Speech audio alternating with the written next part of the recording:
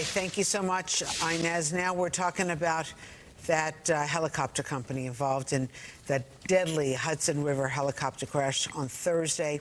Well, that helicopter company now shut down.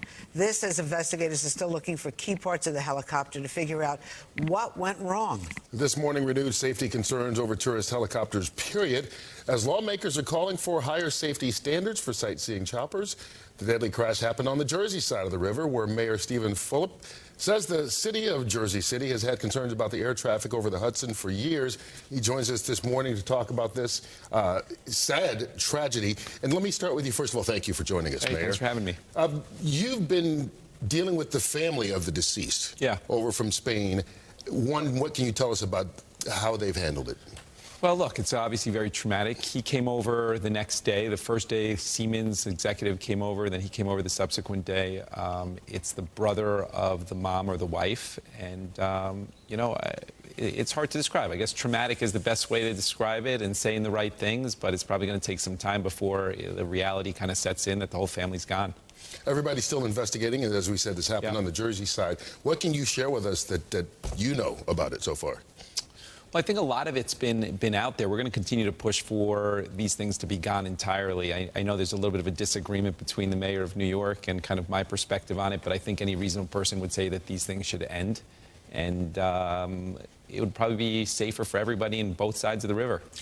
Yeah, Mayor Adams was on our show on Friday, and he is not calling for these tours to stop. You think it's a good idea? Yeah, he's wrong. Let me say that. Why is he wrong? Well, let me say this, that it is a very congested airspace in general, right? So you have, besides the LaGuardia, Newark, and JFK space, which is above whatever 2,000 feet, you have the tourist helicopters, you have the commercial helicopters, you have the transport helicopters, you have the news helicopters. It's very congested. So you've had a couple of these crashes over the last couple of years, and it's a matter of time before it happens actually on land. So we got a little bit lucky here in the sense that it's only 100 feet away, but it could have been much worse. So, you know, I think a reasonable person would say if you need to take a picture, just you could do it from the boat, or that you could do it from the walkway on the other side of Brooklyn or Jersey City. Well, I know a lot of people trying to figure out how this helicopter came apart. You know, there was reports that maybe it needed gas, it was heading back. What are you hearing?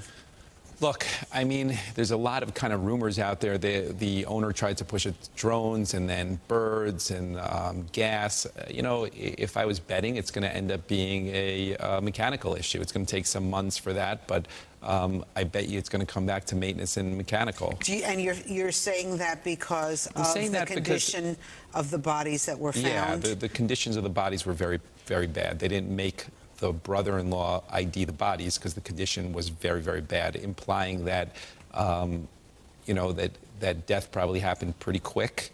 And it wasn't the type of thing where the pilot called in, where there was a lot of time between whatever happened and the actual crash. So, you know, I would say it's not going to end up being a bird situation or any of that. I mean, that's the operator trying to distract from potential liability and concerns and obviously sadness. This operator has had some financial issues. You know, it doesn't mean it caused this crash. You know, they had a helicopter repossessed. They've had some financial trouble.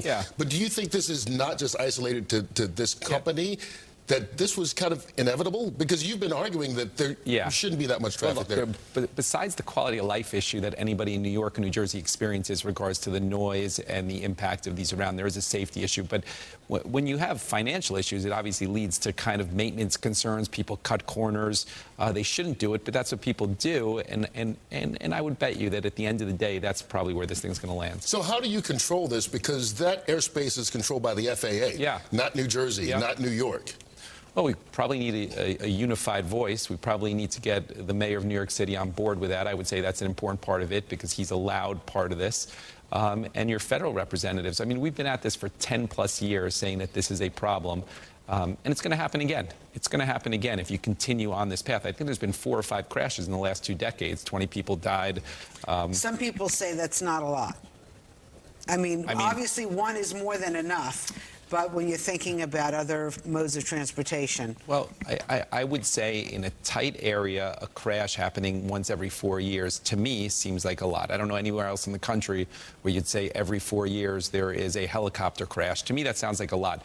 They would point to the fact that there's a lot of traffic there, and I would tell you that's part of the problem, that there's a lot of traffic there. So they're reinforcing what I'm saying with regards to the issue around it. I just think there's better and safer ways. Some of those carriers can actually go over parts of New York City, too. So think about what would have happened if that actually happened over New York City. You would have had a huge problem, huge, more death. Really, it's a reasonable person would say it shouldn't happen. Well, you've been fighting this cause for quite a bit, and sadly, it comes to the forefront right now.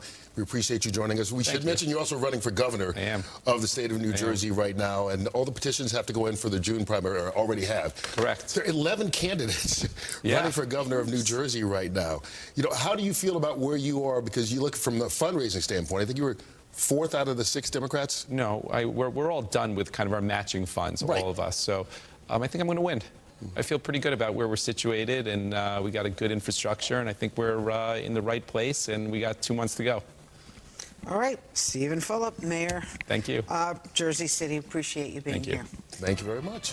All right, we'll be back with more Good Day right after this. Stick around.